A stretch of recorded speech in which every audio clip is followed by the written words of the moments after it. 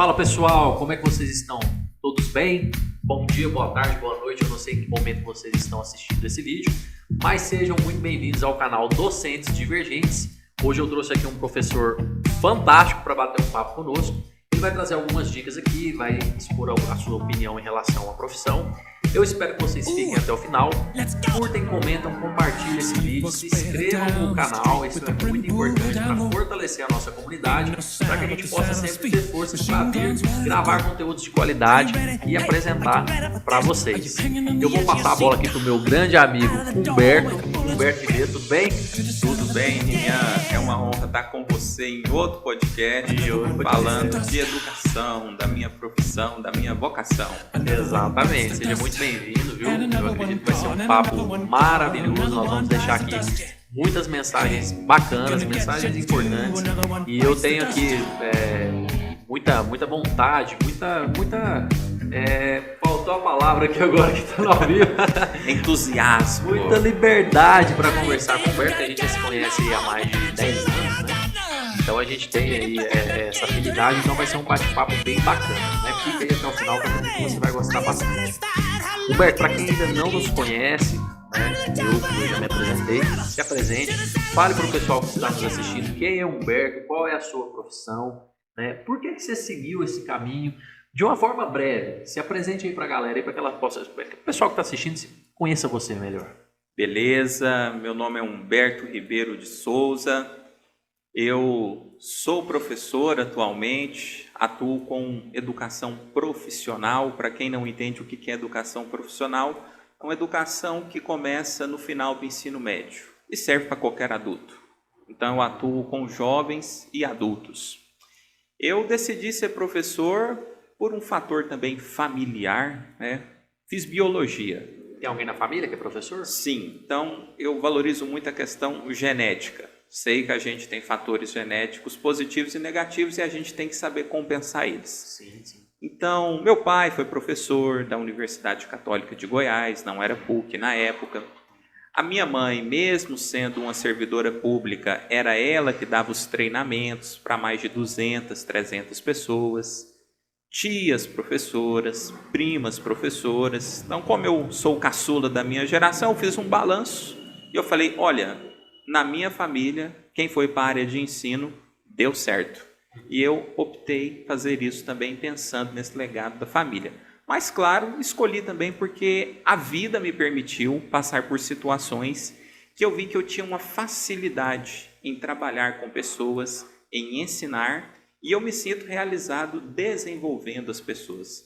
Quero até dar uma dica aqui para vocês, professores. Eu vejo que um traço, né, vocacional de aptidão para essa profissão é você ver se você se sente bem formando as pessoas. E às vezes formando essas pessoas para ir além da sua própria potencialidade. Às vezes eu formo pessoas que vão aprender coisas que eu, Humberto, não tenho condição de aprender. Às vezes eu estou ensinando jovens que vão atingir patamares, vão atingir realidades que eu nem sequer sou capaz de sonhar. E isso não me deixa triste. Eu não me sinto limitado, porque às vezes a gente pensa muito nessa realidade de espelhar, né? Não, se eu sou top, eu tenho que formar alguém para ser top como eu. Mas ser professor é diferente. Ser professor é ser suporte, é ser trampolim, é ser mesmo esse investidor anjo que a gente escuta muito hoje, né, nas startups, que você investe tudo seu em alguém e essa pessoa ela pode ter resultados inacreditáveis. Intercâmbio, ser um político, ser um empresário, ser um professor muito mais versátil, mais dinâmico do que você. Então eu acho que essa humanidade e essa humildade é um traço bom para quem tem essa vocação de professor. Bacana. Você falou que seu pai era professor, né? Geralmente o filho trabalha com a ferramenta do pai, né? Então você falou aí em casa, você viu que quem foi para a área da educação se deu bem, né? Então não vou fazer diferente, vou me tornar um professor. Né? Digamos assim, não fui de tomar riscos, né? Não assumi muitos riscos, mas tive bons frutos. E o que o Humberto acabou de colocar aqui é muito importante, né? O cara que é advogado, o cara que é juiz, o cara que é um empresário, um empreendedor, ele passou um momento da vida dele com um professor. E aquele professor ele teve uma importância muito grande na sua vida. né? Eu sou empresário, você é professor, nós estamos aqui diante de outro empresário, um apresentador, temos uma produção aqui, cada um tem a sua profissão e em algum momento teve esse contato com o professor que lhe disse algo que fez mudar a sua vida. Você aprendeu, você colocou em prática e com certeza foi um divisor de águas para você decidir aquilo que você faz hoje, né? Você foi educado por um educador. Então isso que você colocou é muito importante, né? Como eu não tenho uma memória muito boa igual de professor, eu tenho que fazer algumas anotações aqui, viu, pessoal? Então não me leve a mal se eu estou olhando aqui no telefone, porque eu preciso fazer algumas perguntas pertinentes para o nosso entrevistado. É o plano de podcast. É o plano. Não é plano de aula. Vou organizar aqui, nós vamos evoluir, vou colocar aqui um suportezinho, né, para eu colocar aqui o celular para não ficar mexendo o tempo todo. Mas vamos lá, vamos às perguntas que vão ser bem interessantes, fiquem ligados aí, porque o Humberto tem muita coisa para entregar para a gente. Beto, tem aqui a questão, tem várias questões aqui, mas eu acho que vale a gente começar pelos desafios da inserção no mercado, não só na parte da educação, mas eu percebo que no mercado em geral, quando você acaba de se formar, tem muita dificuldade para você entrar no mercado, né? Seja um mercadólogo, seja um professor, seja um advogado, formei, e agora o que eu faço? Na parte da educação, vocês, professores, têm essa dificuldade também de se introduzirem no mercado ou é mais fácil? Muito bom a sua pergunta.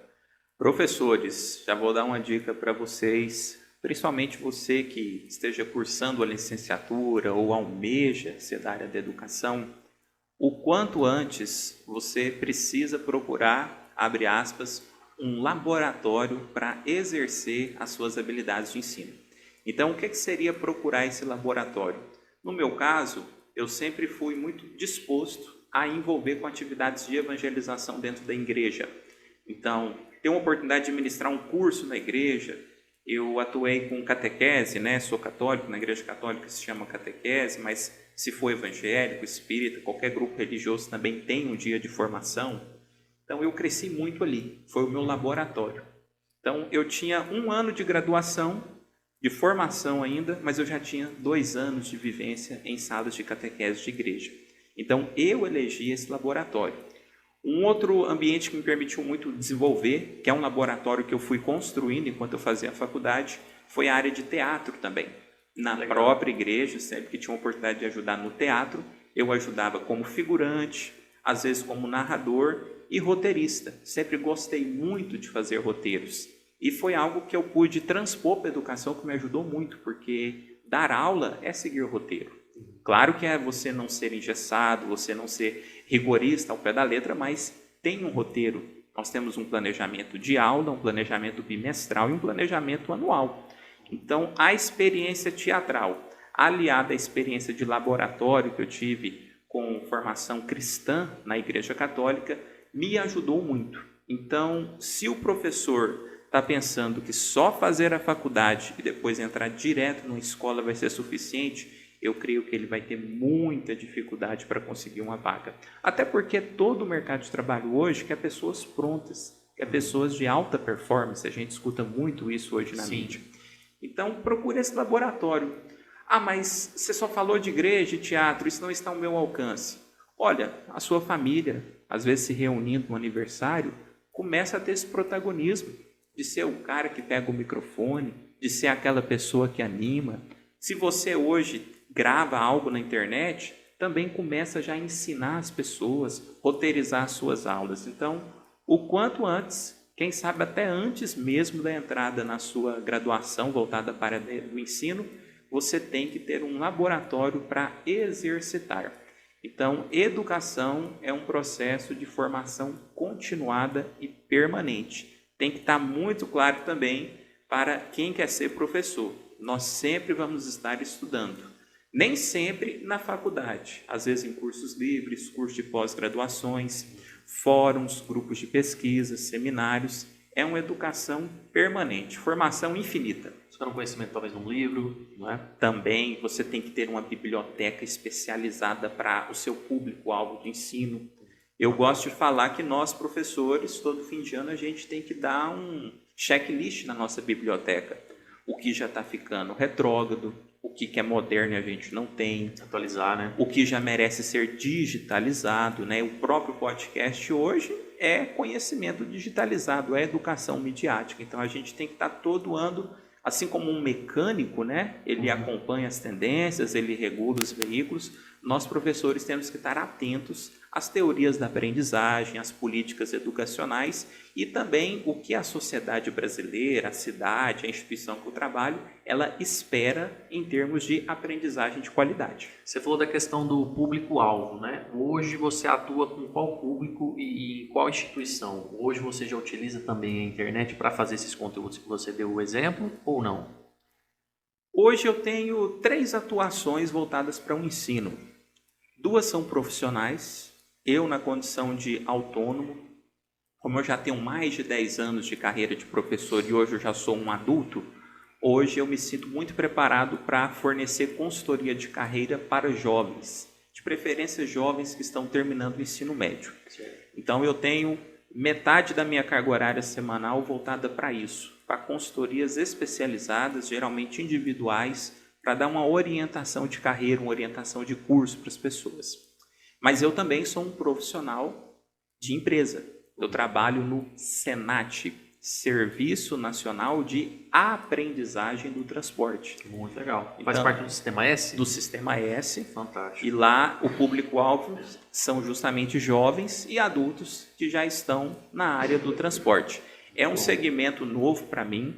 Eu até decidi entrar nessa área por 2 motivos. É uma área que está valorizando muito pessoas que têm a formação ambiental. Eu sou um biólogo especializado em educação ambiental, entendo de sustentabilidade. E também é uma área que está investindo muito na tecnologia, né? Transporte, questão de mapas, né? Google Maps, planejamento de rotas, né? Eficiência de entrega das cargas, segurança. É um segmento que vai ter muito avanço tecnológico. Então eu escolhi essa meta. Legal. Eu quero me digitalizar, eu quero crescer na tecnologia educacional dentro do segmento de transporte, uma vez que é um segmento internacional de capital aberto. Então, provavelmente, eu vou ter muitas oportunidades de me capacitar dentro do próprio Sistema S, nessa área de tecnologia educacional. Fantástico, muito bom.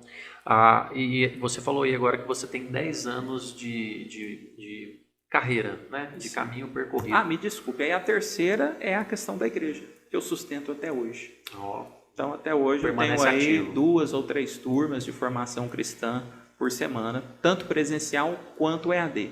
Hoje a igreja é o lugar que eu tenho mais liberdade para fazer essa mudança híbrida. Eu tenho a liberdade de fazer uma semana presencial, uma semana EAD.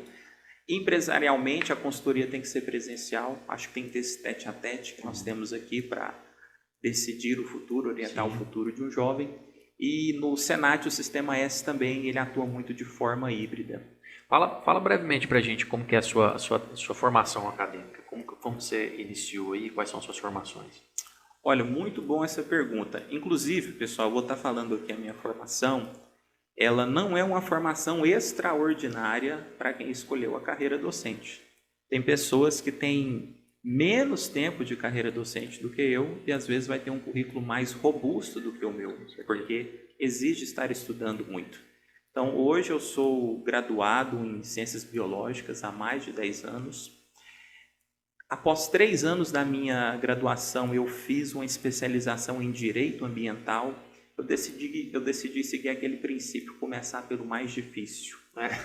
Foi o curso mais difícil que eu fiz na minha vida. Eu não tenho aptidão para Direito. Isso eu não herdei do meu pai, até porque o meu irmão mais velho é professor e advogado também. Mas foi bom, eu entendi, eu conheci o segmento ambiental na sua raiz, pela lei. E depois eu fiz cursos já EAD, voltado para a questão da educação ambiental, né? O que as empresas querem crescer no âmbito da sustentabilidade e para a responsabilidade social. Como o Sistema S ele é muito ligado a projetos sociais, eu também fiz um curso especializado em responsabilidade social das empresas. Bacana, fantástico. E hoje você tem aí algum case de sucesso para contar para a gente em relação a essa área que você atua hoje? Algum projeto que você já fez, alguma coisa assim junto com alguma equipe ou não? Sim. Ao longo da minha carreira, além de trabalhar nas escolas como professor, eventualmente como tutor, que é um outro segmento da educação, eu sempre fui de fazer projetos paralelos para a educação. Tanto é que esse podcast, vou ter que falar o nome do santo aqui, foi um projeto que eu decidi lançar. É um piloto que eu mesmo estou sendo cobaia, né? Bem biólogo, né? Você que está fazendo tudo. Porque eu acredito que nós, professores, nós, por uma questão também de sobrevivência, né, de recurso, nós precisamos ir além da sala de aula. Então, eu escrevo blogs, eu faço roteiros de podcasts também. Gravação, produção não é comigo, não. Graças a Deus que tem o Rimian e o Luiz Renato aqui me ajudando. Não é a minha praia, cada não um ia seu, conseguir cada qual. editar nada, mas eu desenvolvo também materiais didáticos, né? Nossa, vamos fazer uma apostila para um curso, né? Então eu pesquiso o mercado, eu vejo o que está em alta. Como você falou que estudou muito EAD, eu acredito que você é bem adepto a esse segmento, então Sim. Você produz muita coisa para ele. Muita coisa. Hoje a minha carreira ela está mais orientada ao EAD. Eu diria que 60% hoje das atividades, até a minha formação pessoal permanente, ela preferencialmente é em educação à distância. Eu arrisco a dizer que hoje o EAD ele tem um número bem expressivo de alunos, né? Vamos dizer assim, vamos falar como produto. Eu acredito que é um produto que realmente tenha uma venda muito bacana, bem expressiva, né? Porque é um modelo que veio com a pandemia e deu muito certo. As pessoas, por conta da correria, vamos pegar um perfil aqui de uma pessoa que compra o EAD. Nós estamos falando de um produto, né? O cara casado, com filhos, correria, já está no mercado de trabalho, talvez um empresário, e queira se reciclar, se atualizando com o curso de EAD. Para ele, eu acredito que essa facilidade de entrar na plataforma, escolher o horário de estudo que seja mais confortável para ele colocar dentro da sua rotina, eu acredito que seja melhor do que ele ir para uma faculdade e fazer ali, seguir todos aqueles horários ali de um modelo convencional. Não é substituir, é apenas trazer um modelo que atenda melhor aquele público. Seria isso? Você acredita que, no seu ponto de vista, o EAD veio para ficar e ele atende da melhor maneira esse perfil que a gente colocou aqui agora? Sim, eu vejo que no Brasil o EAD ele talvez não ganhou tanta proporção ainda, até tem muitas críticas dentro dele, um pouco pela nossa cultura. Né? Nós somos um povo, né, de um país tropical, né? Vamos falar um pouco aqui de geografia e biologia. Então, pessoas de clima mais tropical, elas gostam do contato humano. Para elas é importante sair de casa, olhar o céu, sentir a brisa do vento. E a gente tem essa visão de que indo para um local presencialmente, nessa sensação, eu vou estar aprendendo mais. Até a questão de pagar. Eu prefiro investir o meu dinheiro aqui, porque eu posso ir lá, vou ser bem recebida, vou tomar um café na portaria, depois eu bato um papo com os amigos no recreio. A gente está muito ligado a isso. E o EAD, ele, além de não ter isso, ele também envolve a questão da maturidade da disciplina. Uma vez que nós também somos uma sociedade um tanto que desorganizada, né? Muito disruptiva. Né? Os latino-americanos, em geral, eles gostam disso, né? Eles gostam de quebrar paradigmas. E com o EAD, não, você está sendo monitorado por um sistema. Sabe que hora você entrou, que hora que você saiu, se você assistiu os vídeos, se você participou dos fóruns, tem todo o tempo que você ficou ali. Então, quando se fala ainda de EAD síncrono, que é o EAD ao vivo, e ainda pede para abrir a câmera, então você não vai burlar ninguém mesmo, você tem que estar sentado, preparado.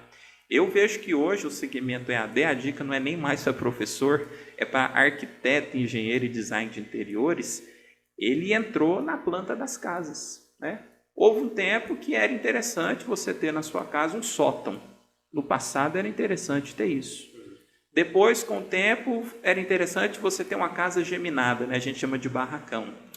E hoje acho que uma tendência para toda a família ela ter um escritório, um espaço para estudar, um espaço home office para desenvolver as atividades remotas, sejam de trabalho, sejam de estudo. Com certeza. Como você acredita realmente que o EAD veio para ficar? Né? Com certeza. Fantástico, muito bom. Né, a gente está falando sobre inovação, né, gente? O EAD ele é uma inovação, veio através de uma dor, né, da pandemia, mas eu acredito que, assim como todas as áreas, cabe mais inovação, né? E no seu ponto de vista como professor, o que você percebe que dá para inovar ainda dentro dessa área, para ficar ainda melhor? Hoje, dentro do EAD, uma coisa que nós precisamos inovar muito ainda é a questão da produção de conteúdo. Porque eu vejo que nós somos consumidores de conteúdo. Uma vez que você pode comprar um curso EAD, vamos imaginar que é um curso de 360 horas, é a carga horária de uma pós-graduação, e você pode simplesmente assistir todas as aulas e fazer todos os exercícios. Você pode ser um aluno nota 10, mas você não gerou nenhum conteúdo para aquela plataforma. Então hoje as plataformas EAD, elas têm os fóruns, elas sempre estão te bipando ali, olha, você tem uma sugestão, por que você escolheu a nossa plataforma? Porque quer que nós digitamos ali. Porque isso vai ser um banco de dados alimentado, é um sistema de informação gerencial. Os algoritmos, né? Então, na sala de aula, a gente sabe do valor do feedback. Professor, eu tenho uma dúvida. Aí lá no fundo, mas professor, e isso? Então, no presencial, esse feedback ajuda muito o professor e a instituição a evoluir. E hoje, quem está estudando via EAD ainda não tem essa consciência. Às vezes, a gente até comete um erro de querer comparar EAD com plataformas de streaming. Ah, não, o curso EAD é igual Netflix. Você entra lá na série e vê o seu tema. Não, você está ali como um aprendiz. Você tem que dar feedback. Se naquela aula gravada de 15, 20 minutos você viu algo que você não gosta, dê o feedback para a instituição e para o professor para que esse curso seja melhorado e no próximo semestre já seja de outra forma.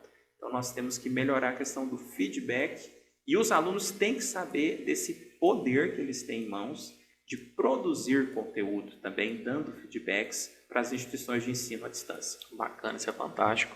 Essa questão que você falou aí da quantidade de horas, 360 horas, muda em relação ao certificado, né? Então, eu tenho um certificado que ele é bacharelado, eu tenho um certificado que ele é tecnólogo. No EAD, como funciona? Tem essa questão de ter um EAD mais prolongado, onde eu consigo um diploma ou um certificado mais valioso, vamos colocar dessa forma, ou não? Não existe isso no EAD? Dica importante para você que está aí fazendo pesquisas, né, de cursos de educação à distância. O que vale é o reconhecimento da instituição. Então, tem instituições que têm reconhecimento para cursos presenciais, ou só para cursos à distância, ou para ambos. Então, teria que ter então aquele reconhecimento do MEC também. Justamente, a instituição tem que estar registrada no MEC, reconhecida pelo Conselho do Estado. Então, se tiver esse reconhecimento, para você concorrer a uma vaga de emprego, fazer um concurso público, diploma ser EAD ou ser presencial não vai te trazer nenhum prejuízo caso a instituição seja oficial. Fantástico, isso daí é muito bom porque às vezes a gente tem um receio de fazer um curso EAD, colocar lá no currículo e falar, poxa, mas o meu curso é EAD. Mas é o que você falou, toda a questão da segurança da plataforma para monitorar se realmente de fato o aluno está estudando, se ele está adquirindo o conteúdo mesmo, né, consumindo o conteúdo, para que no final ele tenha condições de colocar em prática aquilo que ele está buscando ali na gramática. Eu vou dar uma dica, inclusive. Hoje, as grandes empresas, elas investem muito em responsabilidade social. Então, o Itaú ainda tem um instituto Unibanco, a Vivo tem um instituto Telefônica, e essas instituições, anualmente, elas emitem dados e mostram quais são as universidades mais procuradas, como foi o crescimento da educação, porque faz parte da responsabilidade social deles, mesmo sendo do segmento financeiro e do segmento de telecomunicação, eles acompanham isso. O Estado de São Paulo, por exemplo, tem o Instituto Ayrton Senna, que é um braço direito da educação municipal. Então, traz inovação para as escolas, né, capacita os professores. Foi um legado que o Ayrton Senna tinha e a família deu continuidade. Então, não precisa procurar só pesquisas do Ministério da Educação, mas procure institutos, né, ações sociais de grandes grupos, seja de qual for o segmento, alimentício, financeiro, de comunicação, e você vai ter um parâmetro ali de quais são as instituições quentes e de confiança que tem para você investir o seu dinheiro numa capacitação. Fantástico, muito bom. Então, para você que está pensando em fazer um curso EAD e estava na dúvida, segue aqui o conselho do Humberto Ribeiro, nosso professor com mais de 10 anos de mercado, te dando essa dica. Você pode sim fazer um curso EAD, desde que você se empenhe, para que você possa ter um resultado tão bom quanto fosse um curso presencial. E a minha opinião, o que eu acho legal do EAD, é o que eu coloquei no perfil que a gente trouxe aqui do consumidor há pouco. Você pode fazer no seu tempo, você pode fazer no conforto da sua casa, você pode pausar, você pode rever aquela aula, você pode se preparar melhor para quando você for fazer ali o seu teste final, que é aplicado pelo professor. Então, no meu ponto de vista, eu, Rinian, como aluno que sou, eu acredito que o EAD traz essas vantagens que o presencial não traz. Então, vale a pena pensar, para você que ainda não tinha pensado em consumir um produto EAD, fica a dica, né? E uma outra coisa também, né? Mais uma dica favorável ao EAD. Provavelmente você já ouviu alguém falar: nossa, eu deixei de fazer a minha faculdade por causa do meu trabalho. O curso que eu queria fazer só tem de manhã, ou então só tem de noite e a pessoa trabalha de noite. Exato. O EAD é um curso bom para você entrar, e se você está trabalhando na área, maravilhoso. Se for cursos tecnólogos, você talvez nem vai precisar de estágio, você pode usar a sua declaração de trabalho, o Recursos Humanos da sua empresa pode emitir um documento que a faculdade valida como já horas de estágio. Então eu falo para todas as pessoas, independente da faixa etária, começou um curso EAD, principalmente se for um curso superior, já procure atuar na área, seja por conta própria, seja voluntariamente, ou seja com empregabilidade já. Fantástico. E falando sobre esses cursos, sobre metas, né, as pessoas querendo se atualizar, você tem mais algumas metas dentro do seu planejamento? Você, como Humberto mesmo, você quer alçar novos voos, planeja fazer mais alguns cursos, se capacitar mais ou não? Com certeza.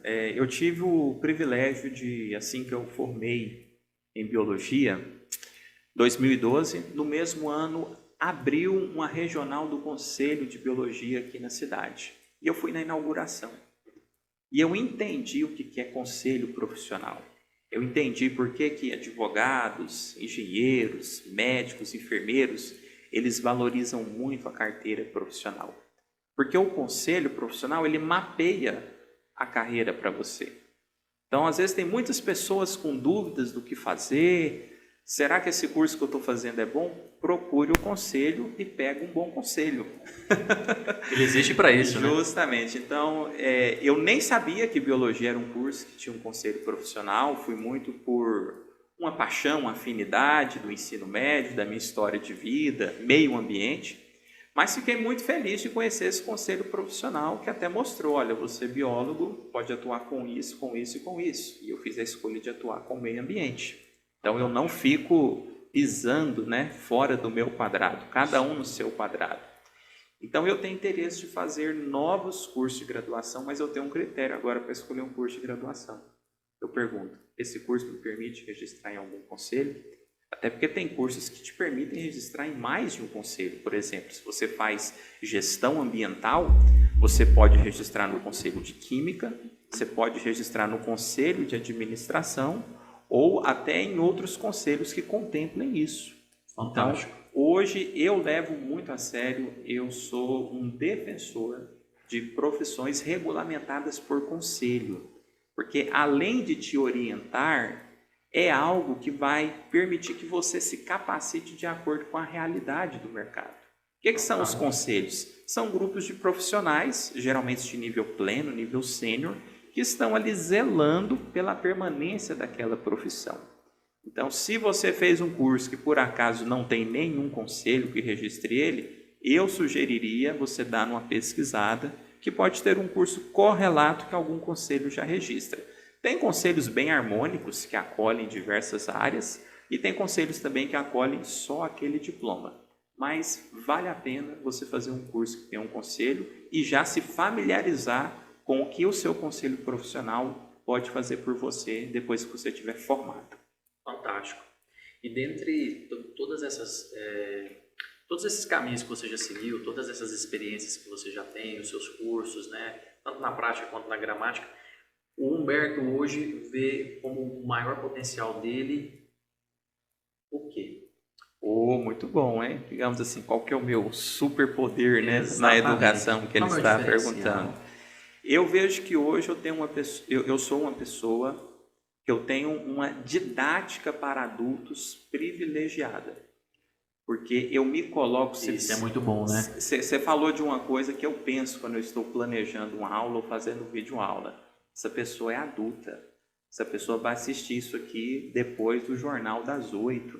Ou vai assistir às 5 da manhã antes de pegar o transporte público. Gente, isso é muito importante. Não? Isso é interessante. Não só porque, assim, fazer um adendo, porque isso é importante para qualquer segmento, não só pro da educação que a gente está falando. Né? Talvez tenha um empreendedor nos assistindo, mas você fala aquilo que o seu público precisa ouvir. Precisa. Porque senão, cara, você não vai vender. Né? A gente está falando de um produto e você falou uma coisa fantástica. Pode dar continuidade aí. Olha, eu falei agora há pouco de conselhos, né? Vamos ter um cuidado também de conselhos, de a gente não querer conviver só com as pessoas da nossa classe. Eu hoje, muitas coisas que eu aplico na educação, eu adquiri convivendo com engenheiros. Que é isso, Humberto? Engenheiros? Sim, eu tenho amigos engenheiros, engenheiros civis, engenheiros ambientais, alguns também engenheiros de automação, e eu sempre observei que eles faziam os projetos deles no quarto deles, com a luz baixa, no silêncio. Então hoje, quando eu vou planejar uma aula, eu me submeto a isso também. Porque às vezes o professor ele se vê muito assim como um mágico, uma pessoa que... Calma, me fala uma palavra-chave, eu já vou te dar a resposta. Não, você tem que ter um planejamento, um ambiente de planejamento. Aprendi também muita coisa com psicólogos, né, com profissionais da saúde, como eles seguem protocolos, né, como eles têm padronizações que são para o bom funcionamento do trabalho deles. E aprendo também diariamente com os professores, cada um com a sua didática, com a sua forma de ensinar. E nós aqui da comunicação, colocando você essa questão de conhecimento de marketing, estudar a sua audiência, para quem você está falando, né? Como essa geração reage. Então, tem pesquisas bem simplistas, você aqui bem objetivo, mas dá para aprofundar. Mas a gente sabe muito bem que um jovem, ele está muito mais interessado em pegar um podcast desse do que um idoso. Mas eu não posso deixar o idoso e o adulto de fora da aprendizagem. Eu tenho que fazer um bom texto, um bom artigo para ele. É porque eles consomem também. Justamente. Então, a psicologia me ajudou muito também. Então, às vezes, mesmo você sendo professor de uma área, vale a pena você ter network com outros profissionais, advogados, psicólogos, comunicadores, e você aprender isso e trazer para o seu segmento, até porque isso é lícito, isso não é plágio. Isso é inovação, inclusive. Com certeza. É você trazer algo que não tem no seu segmento, que vai dinamizar o processo. Network é sempre válido, gente. Uma dica que eu deixo aqui para vocês. Network, ele abre portas. Então, se você puder se comunicar com o maior número de pessoas de segmentos diferentes, é sensacional. Isso daí vai te ajudar bastante. A gente falou da parte boa, do ponto positivo, né? E a sua vulnerabilidade? A minha vulnerabilidade, dica para você universitário, tá? Você que está fazendo um curso superior. O ensino superior, Rian, ele é sustentado por um tripé. Então, dentro de uma faculdade, de um curso, tem a área de extensão, a área de ensino e a área de pesquisa. Só que eu não tinha muito conhecimento do que era isso. Inclusive, hoje, na consultoria de carreira, que eu faço para os jovens que estão terminando o ensino médio, eu gasto 2 horas ou até mais para deixar isso bem claro para ele. Eu fiz uma universidade manca ou praticamente zerada no quesito pesquisa. Eu não me dediquei muito à pesquisa acadêmica, a dominar uma ABNT, que são a formatação dos trabalhos científicos. Eu não fiz uma iniciação científica, até se ofertava no meu curso. Acabei fazendo monitoria, que é mais voltado para a área de ensino, e projetos de extensão. O que é o projeto de extensão? Vamos tirar um dia para ir no hospital e dar uma palestra lá. Vamos tirar um dia para fazer um evento. Mas a área de pesquisa eu deixei passar batido. E ela é fundamental para a carreira docente. Tanto é que a gente sempre escuta o professor doutor, professor mestre. São pessoas que alicerçaram melhor o conhecimento em pesquisa. Então, se eu pudesse voltar a 10, 15 anos atrás, para você que está começando agora um curso superior, quer ser professor, quando aparecer um edital de iniciação científica, faça, que é um conhecimento bem específico, é um conhecimento difícil, mas o tempo da universidade é o melhor tempo para você aprender isso. É semelhante àquela pessoa que vai aprender a andar de bicicleta, depois dos 20 é aquela que aprende na infância. É bem mais fácil, é bem mais confortável, você cai, você recupera mais fácil. Então, pesquisa científica, metodologia científica é um assunto que vale a pena o quanto antes os professores e os futuros professores se aprofundarem. Fantástico, muito bom.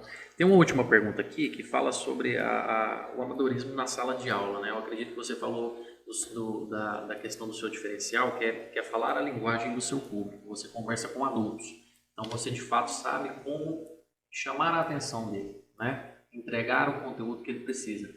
Mas o que você acredita que tem que melhorar para aquele professor que está começando ali, tem que superar aquele amadorismo?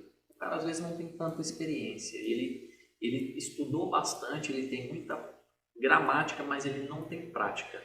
Do seu ponto de vista, como você já tem toda essa bagagem, qual é a dica que você deixa para esse profissional? Olha, muito bom essa pergunta. Quero olhar para vocês também.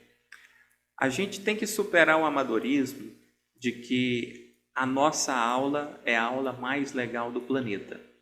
Mesmo eu, que já fiz teatro, mesmo pessoas que fazem diversos cursos de oratória, gravam aulas EAD. Sabe qual é a melhor aula? Talvez você trabalhe hoje numa escola pública ou você trabalha numa instituição particular.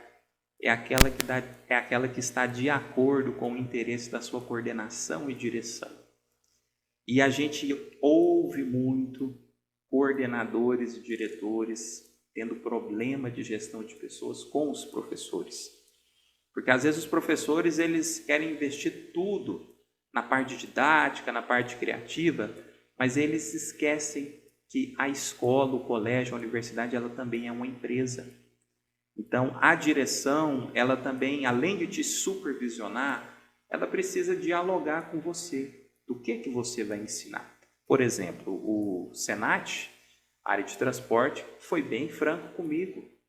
Nós estamos interessados em pessoas que falem de sustentabilidade aqui. Você está disposto a falar disso aqui? Eu falei, sim, estou disposto. E com o tempo, a gente vai vendo coisas que talvez não pertençam ao meu currículo, e eu vou ter que incorporar. É uma dica também da nossa educação continuada, viu, professores? Às vezes a gente não faz a especialização, o mestrado, o doutorado que a gente quer, que a gente acha que vai ganhar mais. Nós temos que fazer aquela capacitação que vai ser mais eficaz para o segmento que nós estamos atuando. Então, muitas pessoas acabam levando o lado muito emocional para o profissionalismo. E isso é amadorismo. Nós temos que levar a necessidade, nós temos que resolver o problema, nós temos que dar resposta à demanda daquela instituição, daquela sala e da perspectiva daqueles meus alunos. Eu mesmo que trabalho com jovens, eu tenho que atender duas expectativas, a dele e até a dos pais. Então, a gente também não pode se alienar muito de reunião de pais. Então, o bom professor, além da boa didática, da boa aula, tem que ter sim técnicas de storytelling, tem que ter pesquisa, ele precisa também conviver com a escola, conviver com a comunidade escolar, com a direção, com os coordenadores, com os pais e até com o bairro de onde ele está atuando. Bacana, Humberto. Eu acredito que esse papo foi muito legal, a gente deixou aqui grandes chaves para esses profissionais. Eu acredito que tanto o professor que está iniciando, quanto o professor que já está numa carreira mais ampla, assistindo esse podcast, ele vai ter condições de aprender muita coisa. Quero te agradecer ao vivo aqui pela sua presença. Muito obrigado mais uma vez aí pelo seu tempo. Muito obrigado pela disposição de vir participar aqui conosco. E eu quero deixar mais um recado para vocês que eu deixei no início. Curtem, comentam, compartilham, sigam a gente no canal aí para que a gente possa fortalecer a nossa comunidade e trazer outros convidados, assim como o professor Humberto Ribeiro, para deixar aqui esse conteúdo de qualidade para vocês. Gostou? Deixa o like, comenta, deixa a crítica construtiva também, manda um link para outro colega para ele possa assistir também essa entrevista, que eu tenho certeza que o Humberto deixou um conteúdo muito legal aqui. A gente vai fazer um esporte, vai movimentar as nossas redes sociais, não deixa de fortalecer. Então, em breve a gente volta com outra essas pautas, outros temas, para que você possa se atualizar e quem sabe aí, talvez até mudar um pouco aí a sua forma de pensar dentro da educação. Muito obrigado, Roberto, fiquem bem e até o próximo bate-papo. Até mais, pessoal, muito obrigado. Gonna get you too. Another one bites the dust.